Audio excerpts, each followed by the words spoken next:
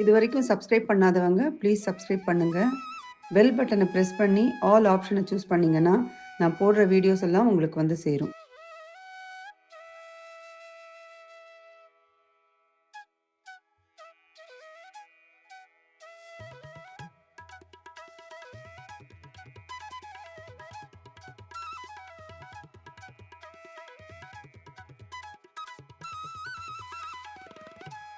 இன்றைக்கி நான் கொய்யாப்பழத்தோட தக்காளி சேர்த்து ஹெல்த்தியான ஒரு துவையல் செஞ்சுருக்கேன்.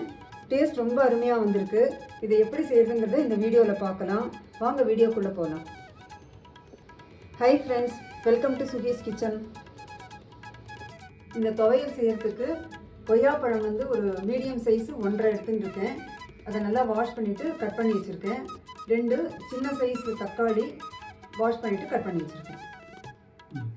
உளுத்தம்பருப்பு 1 டேபிள் ஸ்பூன், காஞ்ச மிளகாய் 2, துருவின தேங்காய் 1/4 கப்பு, உப்பு 1/2 டீஸ்பூன், இஞ்சி 1/2 இன்ச்சு துண்டு, லெமன் ஜூஸ் 1 டீஸ்பூன். உப்பு காரம் இதெல்லாம் வந்து நான் கொஞ்சம் குறைவாக தான் எடுத்துன்னு இருக்கேன். உங்கள் தேவைக்கேற்ப நீங்கள் சேர்த்துக்கலாம். தாளிக்கிறதுக்கு 1/2 டீஸ்பூன் கடுகும் 5-6 கருவேப்பிலையும் எடுத்து வச்சுருக்கேன். வானிலையில் 2 டீஸ்பூன் சமையல் எண்ணெய் எடுத்துன்னு இருக்கேன்.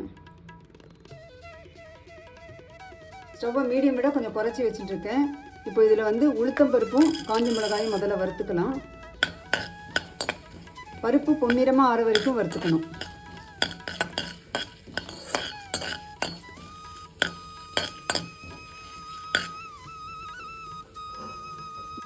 பருப்பு பொன்னிறமாக எடுத்து இப்போது கட் பண்ணி வச்சுருக்கிற இந்த தக்காளியை இதில் சேர்த்து வறுத்துக்கணும்.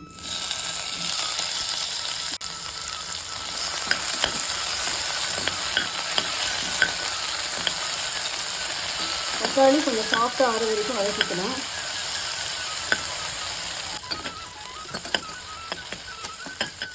தக்காளி வதக்கும் போதே இஞ்சியும் இதில் சேர்த்துடலாம்.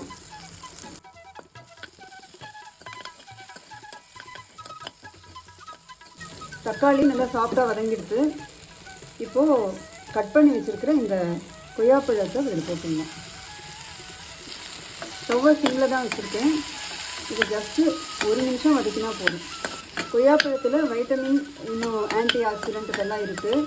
ரொம்ப நேரம் வதக்கினா அதில் இருக்கிற அந்த சத்தெல்லாம் போயிடும். அதனால் ஜஸ்ட்டு 1 நிமிஷம் இதை வந்து வதக்கி விட்டால் போதும்.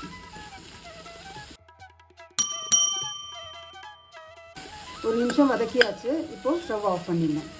கொஞ்சம் சூடு ஆறினப்புறம் தேங்காய் இதில் சேர்த்துக்கலாம். இப்போது சூடு ஆறிடுத்து இந்த தேங்காய் துருவில் இதில் சேர்த்துடலாம். உப்பையும் இதில் சேர்த்துடலாம். இதை நல்லா மிக்ஸ் பண்ணி விட்டுடலாம். இப்போது சூடாக இருக்கும்போது நம்ம தேங்காயை சேர்த்து நம்ம இது பண்ணினோன்னா மிக்ஸ் பண்ணினோன்னா அதில் இருக்கிற ஃப்ரெஷ்னஸ் போயிடும். தேங்காயில் இருக்கிற ஃப்ரெஷ்னஸ்ஸு டேஸ்ட்டும் மாறிடும். இது வந்து நல்லா ஆறினப்புறம் நம்ம மிக்ஸி போட்டுக்கலாம். இப்போது சூடு நல்லா ஆறிடுத்து இதை மிக்சியில் போட்டு அரைக்கலாம். இப்போது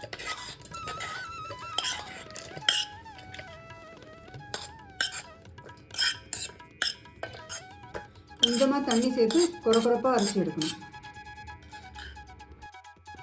சூடாக இருக்கும்போதே மிக்சியில் போட்டு அரைச்சோன்னா சில சமயம் உள்ளுக்குள்ளே ப்ரெஷர் க்ரியேட் ஆகி மூடி தூக்கி அடிக்கலாம். மிக்சி கூட டேமேஜ் ஆக சான்ஸ் இருக்குது. மிக்சியில் போட்டு கொஞ்சமாக தண்ணி சேர்த்து இந்த மாதிரி குறப்பாக அரைச்சி எடுத்திருக்கேன். உங்களுக்கு வேணும்னா நைஸாகவும் அரைச்சிக்கலாம். 1/2 டீஸ்பூன் எண்ணெயில் கடுகும் கருவேப்பிலையும் தாளிச்சிருக்கேன். அதை இதில் சேர்க்குறேன். தாளிச்சதுக்கப்புறம் சூடு ஆறிடுத்து. இப்போது இதில் 1 டீஸ்பூன் லெமன் ஜூஸ் சேர்த்து நல்லா மிக்ஸ் பண்ணுறேன்.